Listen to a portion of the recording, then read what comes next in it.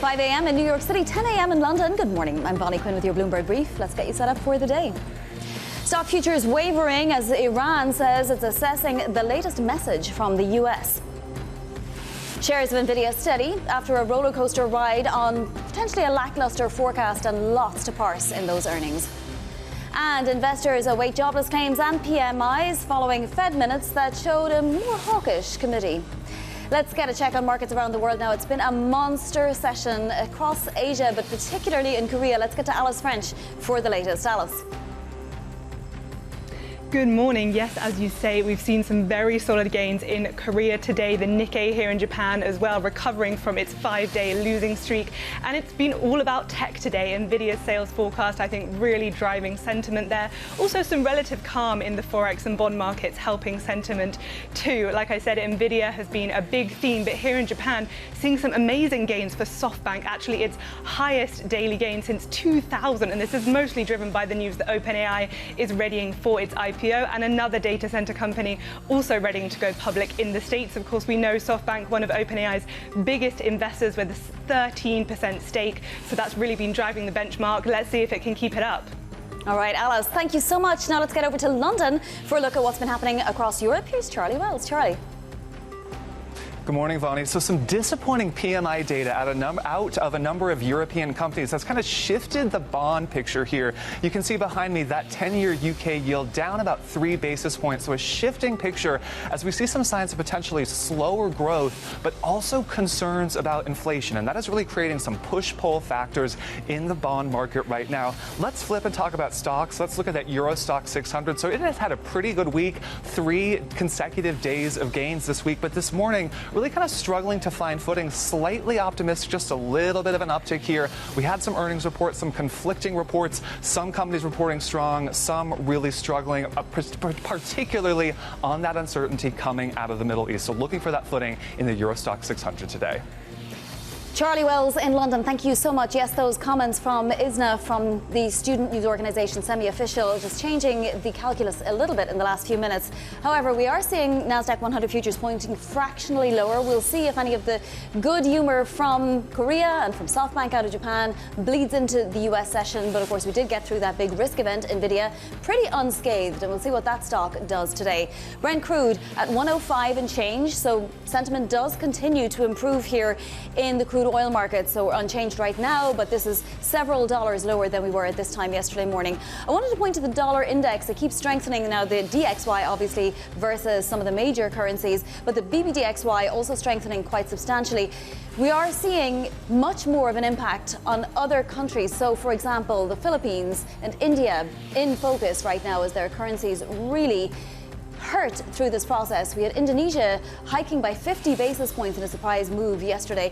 And for separate reasons, the Korean won is even under the microscope at the moment because there's been so much foreign exodus of capital after so much gains in Korea. This is the bond picture. Again, we're seeing a little bit of relief, but as you can see, we have repriced, and that repricing looks to be sticking right now, particularly at the long end, with the 30-year still above 511. All right, let's get to some individual movers now. Here's Chloe Melly. Chloe. Good morning, Bonnie. Nvidia shares are struggling for direction this morning. The earnings beat expectations, pointing to resilient, very strong AI demand. But at the same time, the outlook is raising questions among investors about the sustainability of that growth, especially given the rising competition facing that company. And so we are seeing shares down a little bit, but only slightly this morning. Moving on to e.l.f. Beauty, which has beat expectations with a very strong momentum in the skincare business. And so that is really helping the stock after some recent weakness, up about 10% there. And finally, the software company Intuit is down this morning in pre-market after disappointing investors and also cutting a big chunk of its workforce. And so that is raising further concern about this AI displacement in the software sector. And we're down almost 13% there for Intuit. Chloe, thank you so much. Chloe Melly there will be back later in the hour. Also coming up this hour, a deep dive on Nvidia results with Frank Lee of HSBC and more on the Fed's rate path with Abigail Watt of UBS. Let's get back to Nvidia. Relatively muted trading in the pre-market, although we're pretty early on. We did see some whipsawing after the earnings report last night. The host of Bloomberg Tech Europe, Tom McKenzie, joins us now. So Tom, what will markets be seizing on today? Well, for the moment, it's a repeat of kind of the quarterly earnings story that we've seen from Nvidia in recent past, where they have come through with a beat and raise, and yet investors in Nvidia say, hang on, couldn't you have done more? They didn't quite meet the toppiest, highest end in terms of some of the analysts' forecasts. They did beat the estimate, and they beat in the quarter that was reported, and they beat in terms of raising for the current quarter, where they expect to see sales of a little over 91 billion US dollars in terms of sales. So on most metrics, when you look at things like the gross margin at 75%, when you hear from Jensen Huang talking about the opportunities in physical AI as being colossal, when you look at the fact that they come through with a buyback of 80 billion US dollars, they've raised the dividend from 1 cent to 25 cents, and all those metrics, this is looking pretty solid. But maybe there's some profit taking. Maybe it didn't meet quite the highest end of the expectations, and there's a bit of a gap there. Maybe this also is a business that is maturing, particularly when it comes to the data center story, and that buyback for some will be a signal that this is starting to mature. Jensen Huang again pointing to other revenue streams coming in down the line in the future. So we'll see how the stock reacts through the session, of course. But to your point, largely unmoved, even as some of its partners, or at least some of the companies related to the robotics trade in Asia, performed very well in the session today. Jensen Huang saying demand has gone parabolic. I don't know how much more superlative he can get with his rhetoric, right? I mean, that's literally the best that a company could hope for if they can manage to satisfy that demand. And of course, memory prices and so on are going up, but they're managing to keep margins high, Tom. How are they doing it? Yeah, gross margins, again, of around 75% gross margins. They've got other revenue streams that are coming on board as well. So data centers, of course, is the key part of it. That's where the GPUs go. And by the way, the most sophisticated chip that's coming through, the Rubin platform that will start hitting production towards the back end of this year, the team at Nvidia saying that already the demand for that is outstripping supply. So it's much more about what Nvidia can do to meet that demand rather than demand slowing. But they also are seeing growth from the CPU business. That has come through strong. Of course, they've got their networking part of the business, their software, they've got their AI models, all of that coming to bear. And it's the sovereign part of the story as well that Jensen Huang says is going to drive momentum into the future. So, yes, there's competitive threats from the likes of AMD. There's competitive threats from the likes of Broadcom and Apple's, or I should say Google's TPUs as well, that increasingly hyperscalers are looking to diversify their exposure to these AI chips. But Nvidia stressing that they have other parts and other units that are starting to kick into gear now. And that is how they're able to keep these margins at around that level. Tom McKenzie, thank you so much. Bloomberg Tech Europe co-host. Over in Iran, the foreign ministry is saying it is assessing the latest message from the US as a potential peace deal remains in gridlock. Joining us now in Dubai is Bloomberg's Abir Abu Omar. Abir, how are we supposed to assess what ISNA is telling us, that Iran is assessing the latest proposal? Was there a fresh proposal, or what exactly is it assessing, and what gaps are getting narrowed, as ISNA is saying?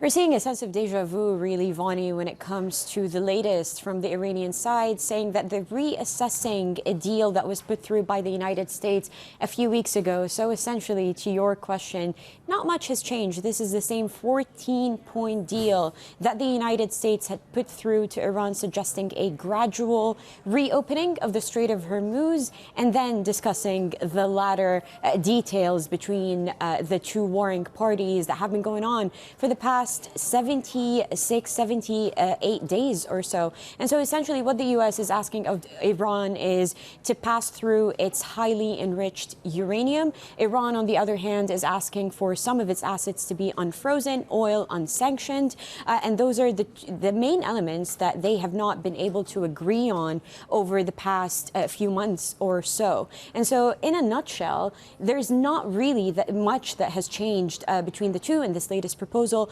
Iran did say that it is reassessing the deal. It did not put through a timeline as to when it would respond. So we know that Foreign Ministry spokesperson Ismail Baqai said via semi-official news channels in Iran yesterday that it's looking at the deal again.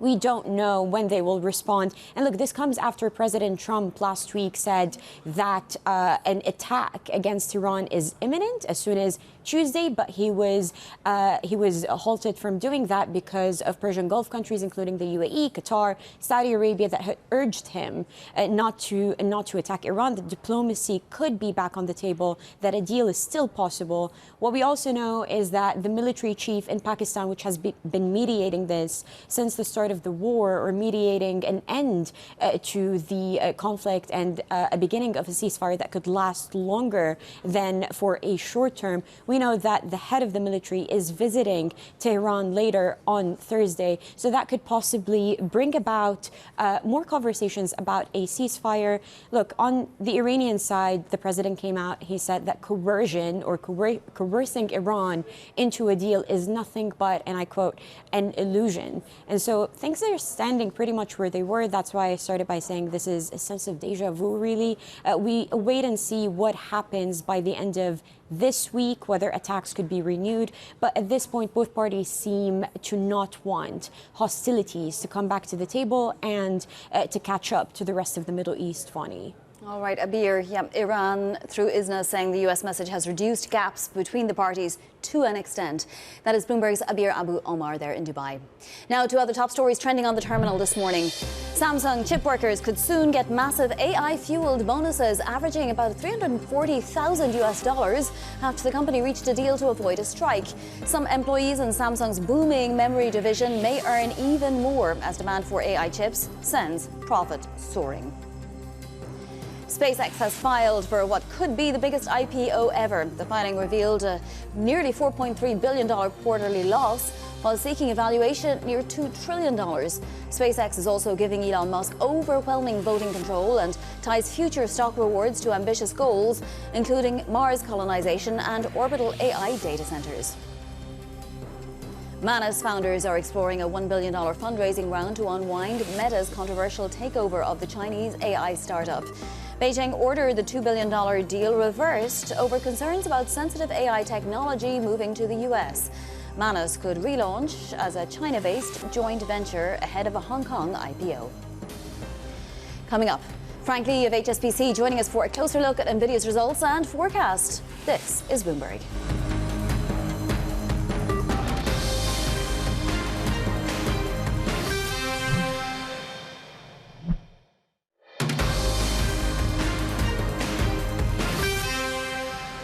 This was an extraordinary quarter. Demand has gone parabolic. The reason is simple. Agentic AI has arrived. AI can now do productive and valuable work. Tokens are now profitable, so model makers are in a race to produce more. In the AI era, compute capacity is revenue and profits.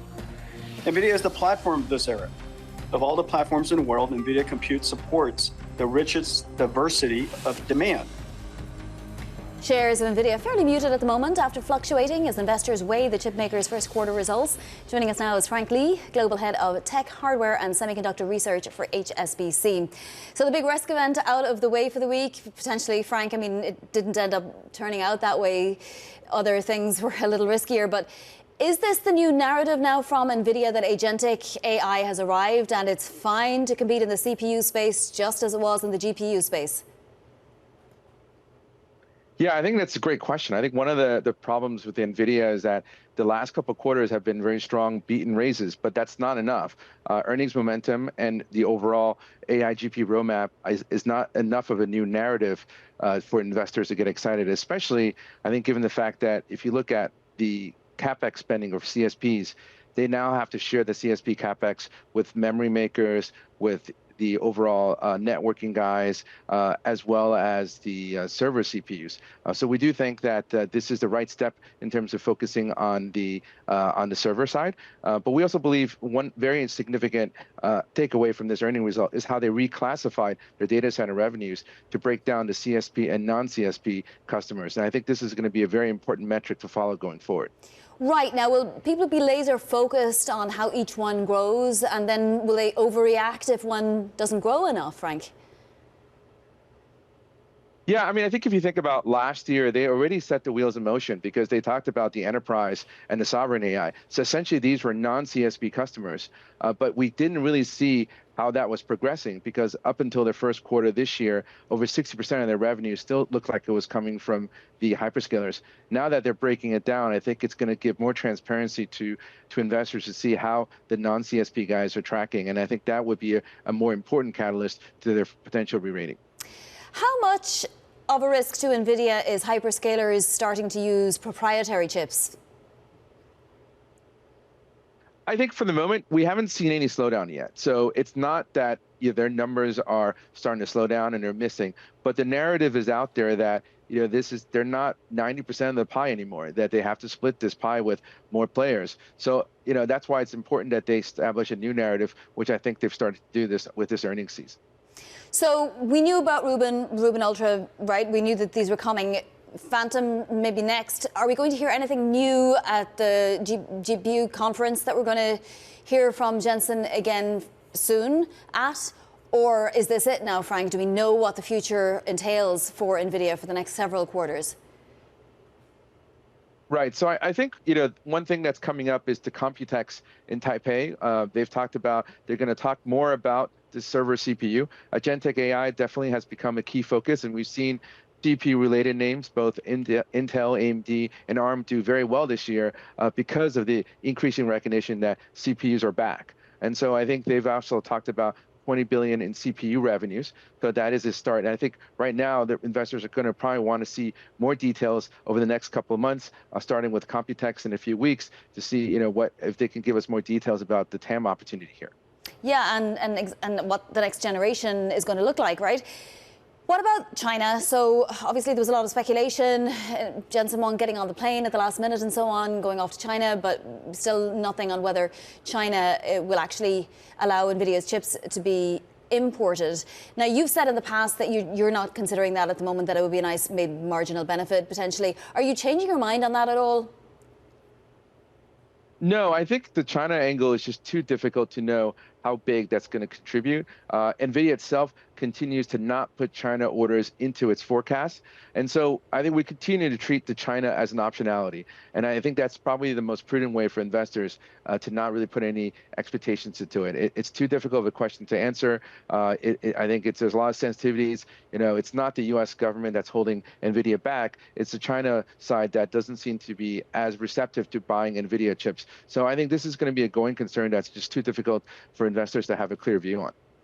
Frank, I know you don't cover the company, but can I ask you about Samsung? Because that could have been a major risk event if the strike had gone ahead and continued for some time. It's been averted and the Kospi was up 8% today.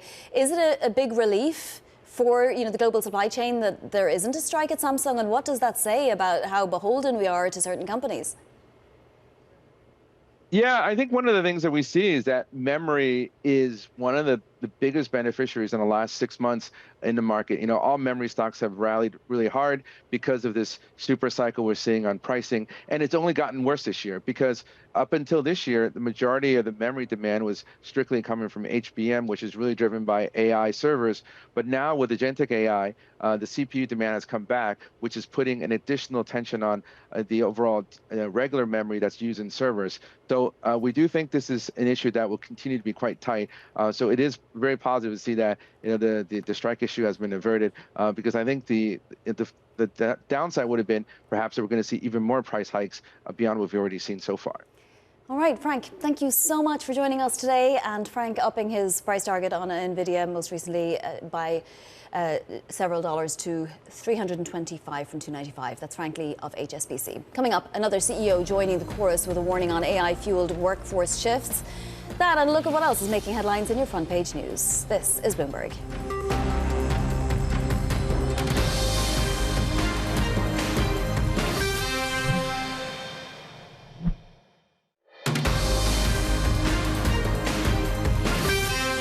This is Bloomberg Brief. I'm Vonnie Quinn in New York. Time now for your front page news. First up, on Bloomberg, JP Morgan CEO Jamie Dimon saying the bank will likely hire more AI specialists and fewer traditional bankers as AI adoption speeds up. Dimon spoke in Shanghai from the JP Morgan Global China Summit. People and probably less bankers in certain categories, and it'll make them more productive. So when you get up in the morning and you want to interview someone, it'll lay out what I've said in 14 different places. It'll give you questions. Your job will be the same. You'll just be much smarter at how you execute that job. So, but I guess the question but we will retrain and redeploy our people. Next up, the New York Times reporting Cuba is telling the Times it's ready to negotiate with Washington. In an interview with the newspaper, Cuba's ambassador to the United Nations said Havana wants talks, but the Trump administration is creating pretexts for military action. Ambassador Guzman said Cuba is open to economic and political change, but doubts Washington's intentions. And the Washington Post reporting the Trump administration saying it doesn't need Congress to approve President Trump's planned 250-foot arch in Washington, citing a century-old authorization for a similar project that was never built. Surveys and testing work has already begun near Memorial Circle. Let's take a look at your macro picture as we head into the Thursday trading session with Nvidia results behind us, the Samsung strike over, and lots of relief in this markets. We have S&P futures pointed higher, Nasdaq futures wavering slightly. We'll see what the reaction to the Nvidia results was. It's not going to be exuberant in either direction, it looks like. The dollar index just slightly stronger now, and the 10-year yield down another basis point, but still pretty elevated and well above 450. All right, coming up, we're looking ahead to jobless claims and PMIs, also reviewing those FOMC minutes and the direction of the committee with Abigail Watt of UBS. This is Bloomberg.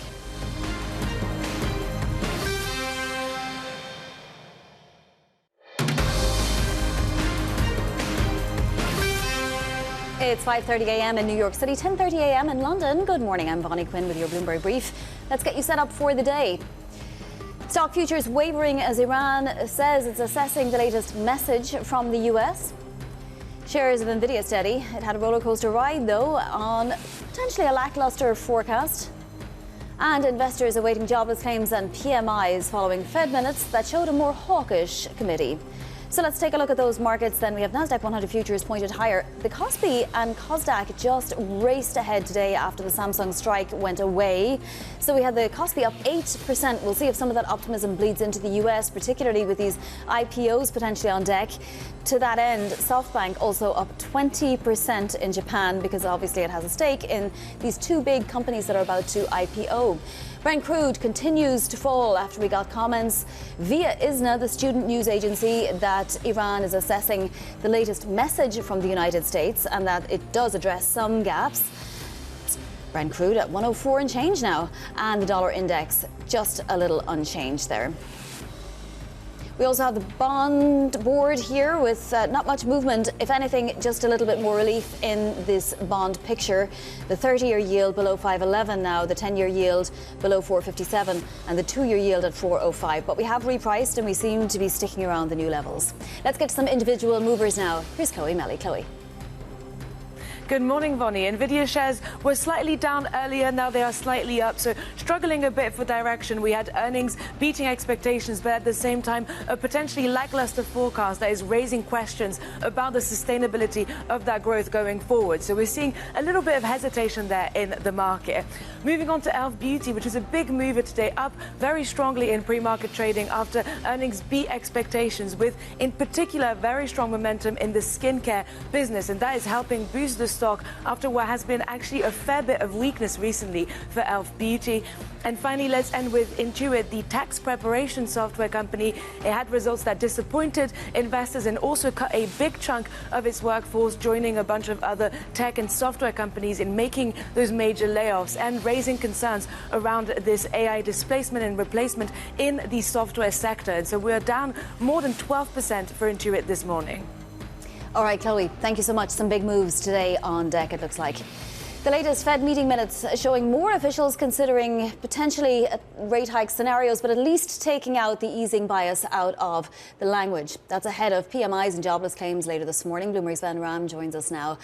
So, Van, did the FOMC minutes change the calculus as Kevin Warsh takes the helm? Morning, Moni. I don't think the markets have recalibrated enough to the prospect that rates may actually have to go higher from here. Because if you look at what is priced into the markets are thinking there is, you know what, a 50% chance that rates may go up by the end of the year. I don't think that is very sane pricing given the current macroeconomic environment. If you look at the Taylor rule rate, it would suggest that the current Fed funds rate is exactly where it needs to be, meaning it's neutral at current levels.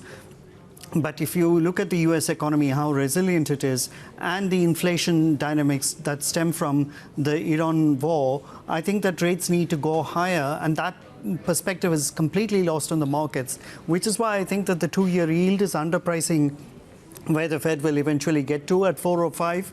The market is underpricing the risk. The 2-year yield needs to be more like at 4.25 or 4.30 thereabouts. Then Jamie Dimon told his Linda Amin that we're going to see much higher rates. What time frame is he talking about? Well, I would imagine in the next 1 to 1.5 years would be his time frame.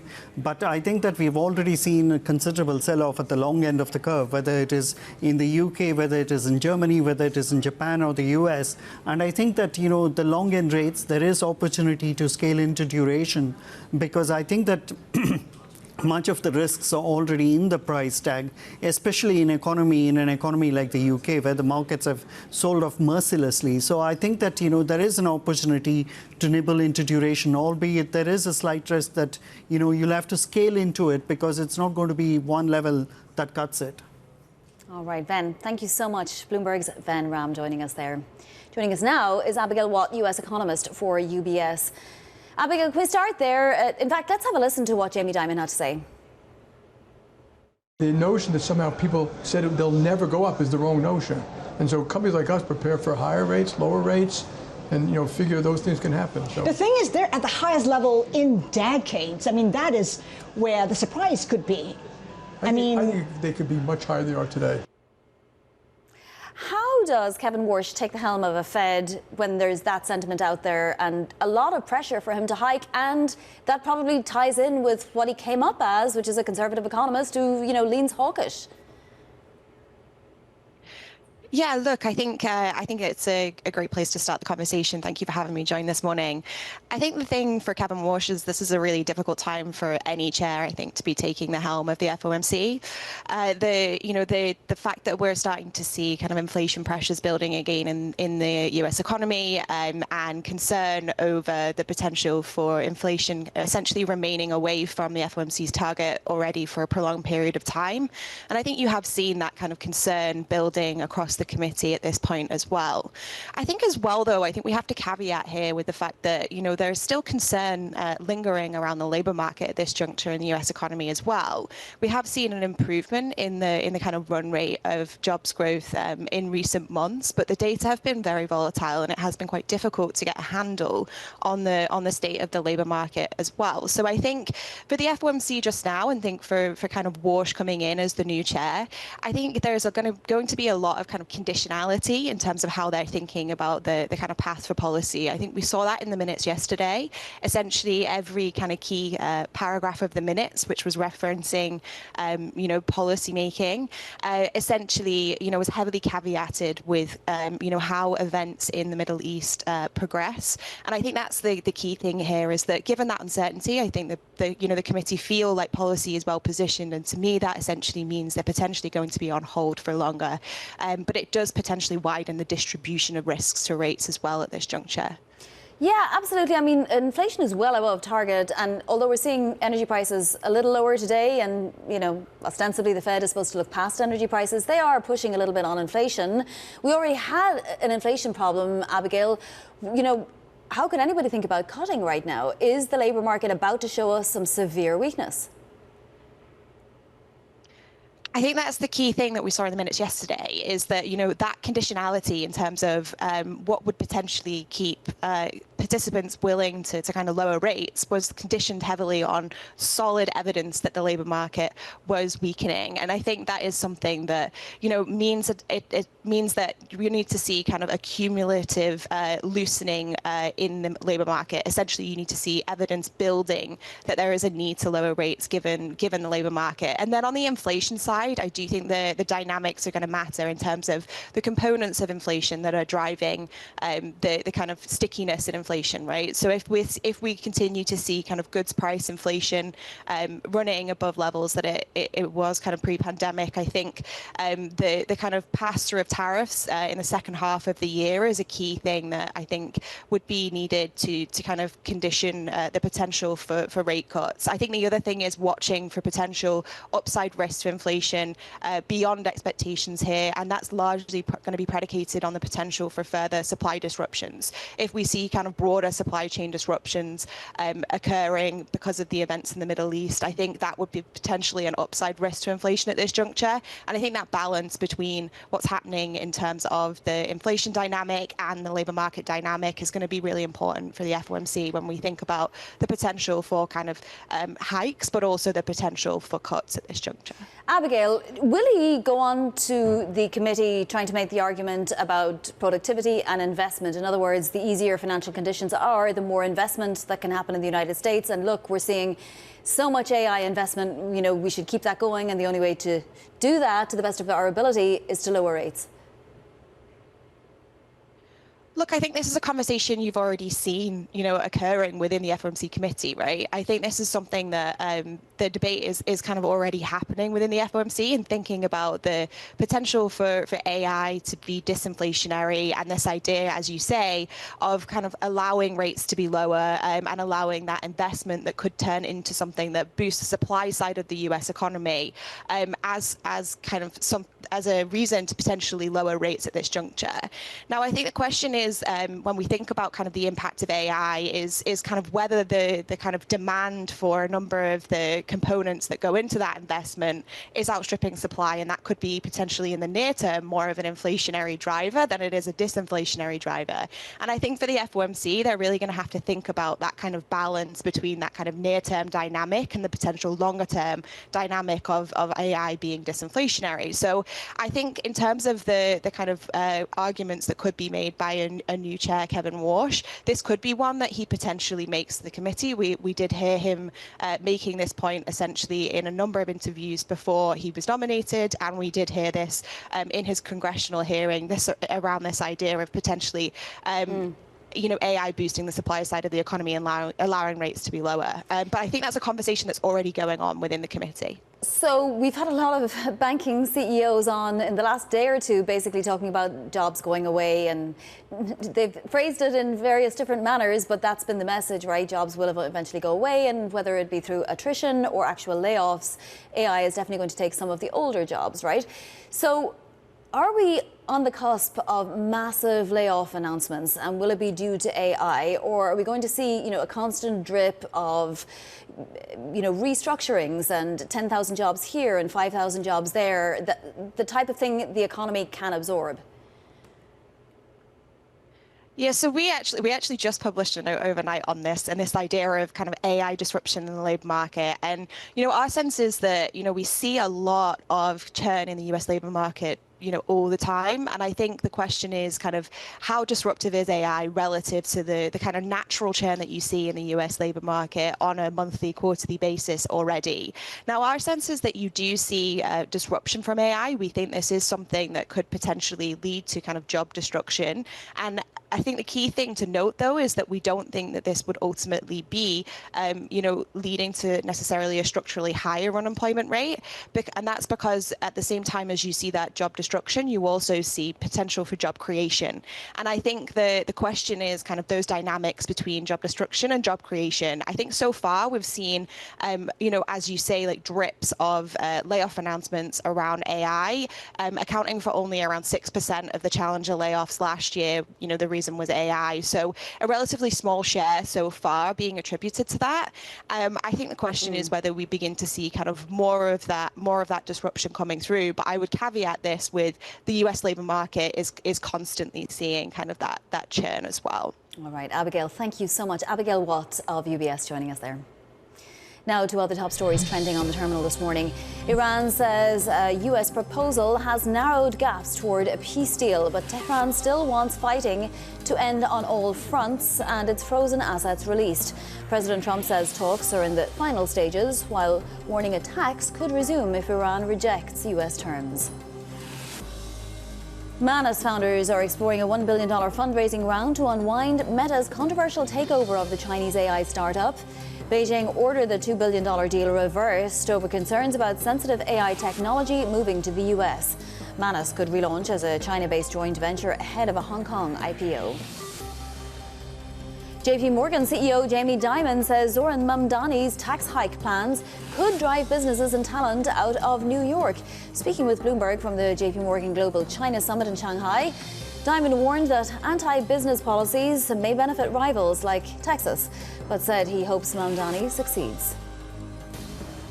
Coming up, competition fears creeping in. We'll take a closer look at Nvidia's results and forecast next. This is Bloomberg.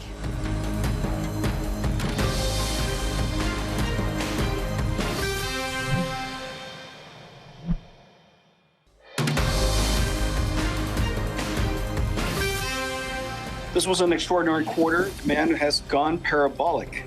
The reason is simple. Agentic AI has arrived. AI can now do productive and valuable work. Tokens are now profitable, so model makers are in a race to produce more. In the AI era, compute capacity is revenue and profits. Nvidia is the platform of this era. Of all the platforms in the world, Nvidia Compute supports the richest diversity of demand. Shares of Nvidia up just very modestly, taking a little breather in the pre-market after some fluctuation following the chipmaker's earnings. Let's bring in Mandeep Singh of Bloomberg Intelligence for more. Mandeep, was there anything about the earnings report or the conference call indeed that surprised you yesterday? Well, they changed their disclosure. So, when a company changes their disclosure, it's always some sort of, reasoning around why they had to do it. And look, I can see how they want to show the hyperscale portion separately versus the neoclouds and the sovereign portion of the revenue, which was a very good number, in the print last night. The neoclouds and sovereign portion actually sequentially accelerated compared to the hyperscale portion. But still, I would say that was a real surprise for me. Gross margins holding up 75% in the face of memory costs going up is quite a surprise. And it just goes to show how NVIDIA customers continue to go for, the demand that NVIDIA has when it comes to, getting the supply from NVIDIA and not substituting it with TPUs or any other chips. Yeah, I mean, opening up their books like that, does it set them up for more risks and potential disappointment on the part of investors if each metric doesn't now continue to grow? Well, so the numbers obviously are getting quite big, and the growth rates they have, over 80% growth. It's phenomenal, at their scale, almost a $400 billion business at this point of time. But what they're saying is this is probably one of the largest addressable markets ever. And, there is still a lot of runway where, a number of players can do well. Just because TPUs are doing well doesn't mean NVIDIA is losing share or its gross margins have to come down. And that's what I think the message was last night, that all of these guys, it is a rising tide that is lifting all boats, and they can continue to do well for a while. And of course, they're taking a leaf out of Masayoshi Son's playbook, which is paying off for him right now in the sense of they're investing in some of these companies. And Anthropic saying it's on pace now for a first profitable quarter because revenue surged. What does that mean for NVIDIA and just the broader universe? Yeah, I mean, NVIDIA actually called out Anthropic being one of the new customers for them because, they were indexed more towards OpenAI and other model developers before. And now with Anthropic doing so well on the coding agent side, that is what underpins, the profitable quarter you alluded to. But there's no doubt that, NVIDIA will also benefit from Anthropic being successful and having the kind of demand that they have seen for their tokens. And it will trickle down to, all of the chip providers, whether it's Google TPUs, Amazon, and also Nvidia now. All right, Mandeep, thank you so much. And just to let everyone know, SoftBank up 20% today in Japanese trading. That's Mandeep Singh of Bloomberg Intelligence. From one hugely valued company to another, SpaceX filing for its IPO, valuing it at as much as $2 trillion. Its unprecedented size set to transform both the public and private markets if it succeeds. Joining us now is Bloomberg's Neil Campling. So, Neil, did you have a chance to look through the filing? What did it tell us? Is it possible that it will succeed? Well, 2 trillion obviously is a very large number. You've just been mentioning about Jensen Huang talking. He's talking about a $100 trillion opportunity in terms of industries about to be disrupted by AI. Well, we heard last night by looking at the S1 filing that we're talking about a SpaceX who believe that they are facing a $28 trillion opportunity in terms of their technologies. One of the things that is going to be a question for investors potentially looking at this deal is the losses and the revenues. Now, the revenue growth in the filing showed it grew by about 17% year on year. In contrast, the losses are up nearly 1,000% year on year, as the investments required into this ecosystem are absolutely enormous to fund future potential opportunities. I thought one of the most interesting facts, and of course it's also related to the pay structure that Elon Musk will face, one of those is to have 1 million people on Mars in the future, which is one hell of a target, and clearly there's going to be a lot more investment required until we get to 1 million people on Mars or the Moon, as is part of the ambitions that Elon has.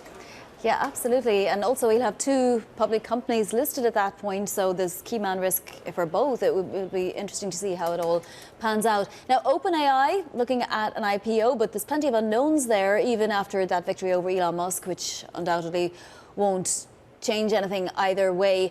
Talk to us about the OpenAI IPO. So the OpenAI IPO, again, I think Bloomberg News has reported that we're expecting an IPO later in this year. And of course, Anthropic have also come out overnight saying that they are on course for doubling their revenues quarter on quarter. So I think investors will be looking at the growth of these 2 powerful agentic AI systems to see whether they're matching each other in terms of revenue, the growth opportunities, and there'll be questions clearly over corporate governance for OpenAI and the partnership with Microsoft and how that looks in the future in terms of the technology stack and in terms of the growth potential going forward. But we're looking here to potentially 3 massive IPOs in tech coming up this year. So it's another one to look forward to when that filing drops in the next couple of weeks, we expect, Bonnie. Yeah, soon all of that private information will be public. How fun. Neil, thank you so much. Bloomberg's Neil Campling. Coming up, we're going to get you set up for your trading day. We have data and earnings on deck. This is Bloomberg.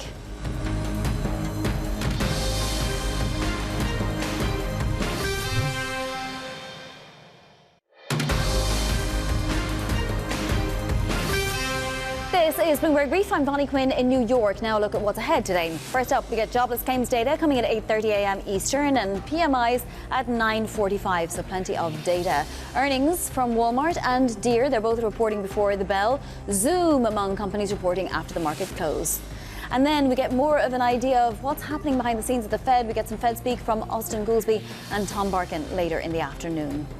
Let's take a look at your trading environment. Now, we've had a little bit of mixed messaging coming out of Iran and the United States, but we do have Brent lower, so that will tell you the tone has been taken down. Iran saying that it is about to respond to the latest message from the US, and some gaps have been addressed, and that appears to be calming this market.